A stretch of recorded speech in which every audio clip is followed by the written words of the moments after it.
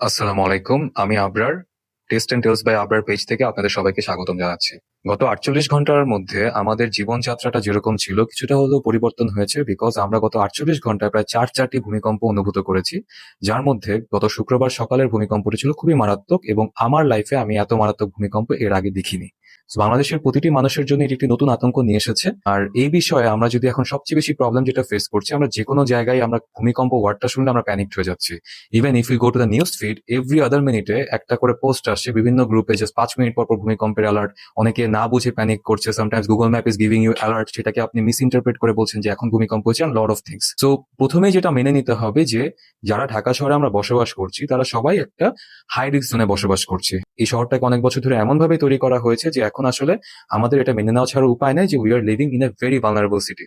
আরেকটা গুরুত্বপূর্ণ কথা হলো যে ভূমিকম্পের মাধ্যমে যে খালি বিল্ডিং ভেঙে পড়েই বা দালান কোঠা ভেঙে পড়েই যে আপনার ক্ষতি হতে পারে তা না। এই শহরের মাটির নিচ দিয়ে চলে যাওয়া গ্যাস লাইনগুলো, রাস্তার উপর দিয়ে চলে যাওয়া বিদ্যুৎ লাইনগুলো সবকিছুই আমাদের ঝুঁকিটাকে বাড়িয়ে দিয়েছে। আমার এখনো মনে পড়ে আমার ইউনিভার্সিটি লাইফে একটা সেমিনার আমি অ্যাটেন্ড করেছিলাম, যেখানে আমি একটা প্রশ্ন করেছিলাম যে what are the possibilities of secondary disaster after any earthquake.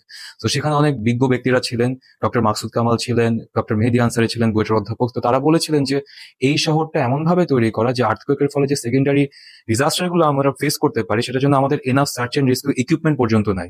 সবচেয়ে বড় প্রবলেম যেটা হতে পারে যে আপনাকে যে উদ্ধার করবে সেই উদ্ধার কাজের জন্য আমাদের প্রপার ইকুইপমেন্টস নাই।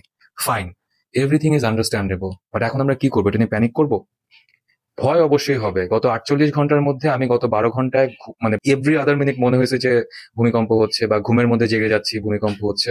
So it is very natural. এটা এত সহজে আপনার মাথা থেকে যাবে না। এখনো অনেক ধরনের বার্তা আসছে যে এগুলো আফটার শক না, this might be four shocks. তো আমাদের এখন একটা জিনিসই করার আছে যে আমাদের সতর্ক থাকতে হবে। আর সতর্কতার মেজার গুলো কি কি হতে পারে জাস্ট একটু শর্টলি আমরা বলি। আমরা উঁচু দালানে কোঠায় বসবাস করি, তো তাদের জন্য সবচেয়ে সেফেস্ট ওয়ে হলো যে ভূমিকম্প হলে প্যানিক করে তাড়াহুড়া করে বাসার নিচে নামার চেয়ে আমরা যে যেখানে আছি সেখানে অবস্থান করব। যারা একটু কম্পারেটিভলি নিচের ফ্লোরগুলোতে থাকেন তারা নামার চেষ্টা করতে পারেন, বাট উঁচু ফ্লোরগুলোতে যারা থাকেন তারা অবশ্যই নামার চেষ্টা করবেন না, এটা আরো ক্ষতির কারণ হতে পারে। আমরা যেটা করতে পারি, আমাদের ঘরে আপনি যে বাসায় থাকেন সেখানে কিছু স্থান চিহ্নিত করুন যেখানে স্ট্রং পিলার্স আছে, ওয়ালগুলো স্ট্রং, জানালা নেই, আশপাশে কোনো উঁচু আসবাবপত্র নেই, সেই স্থানগুলো আপনার জন্য নিরাপদ। কম্পারেটিভলি বেস্ট ওয়ে হলো কোনো শক্ত টেবিল বা কোনো কিছু দিয়ে কভার করে আপনাকে থাকা, তাহলে আপনার ঘাড় আর মাথাটাকে যদি আপনি সেভ করতে পারেন, it is like quite life saving I can say. যে আপনি কিছু গুরুত্বপূর্ণ জিনিস আপনার সাথে রাখা, আপনার mobile phone with full charge, আপনার এক বোতল পানি, একটা ফেস মাস্ক, একটা হুইসেল, অ্যান্ড অলসো যদি কোনো প্রয়োজন মেডিকেশন থাকে সেগুলো সাথে রাখতে পারেন ঘুমানোর সময়।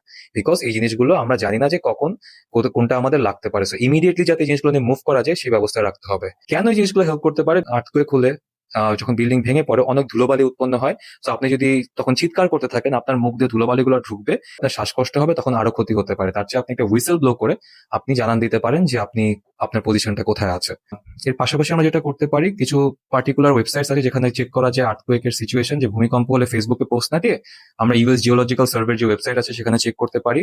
আর এখনকার দিনে যেটা অবস্থা, আপনার যদি মনে হয় ভূমিকম্প হচ্ছে, আপনি সাথে সাথে গিয়ে আপনার বাসার যে সিচুয়েশন গুলো দেখে আপনি বুঝেন ভূমিকম্প হচ্ছে সেগুলো একটু চেক করুন। যেমন আমি হলো ফ্যানের দিকে নজর রাখি, বন্ধ ফ্যান যদি দেখি নড়ছে তাহলে এটা আমার জন্য সবচেয়ে ইজিয়েস্ট সাইন টু আন্ডারস্ট্যান্ড যে earthquake is happening.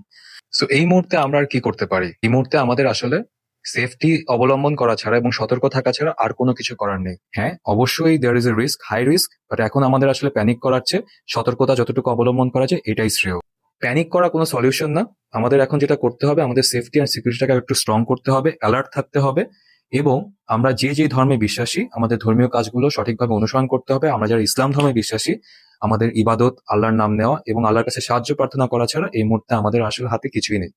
And the best way is to take enough precautions, stay alert, and অবশ্যই নিজের এবং পরিবার পরিজনের খেয়াল রাখুন। প্যানিক করে কোনো লাভ হবে না, সতর্ক থাকুন, কাজে দেবে। সবার সুস্বাস্থ্য ও মঙ্গল কামনা করছি। সবাই ভালো থাকবেন। আল্লাহ হাফেজ।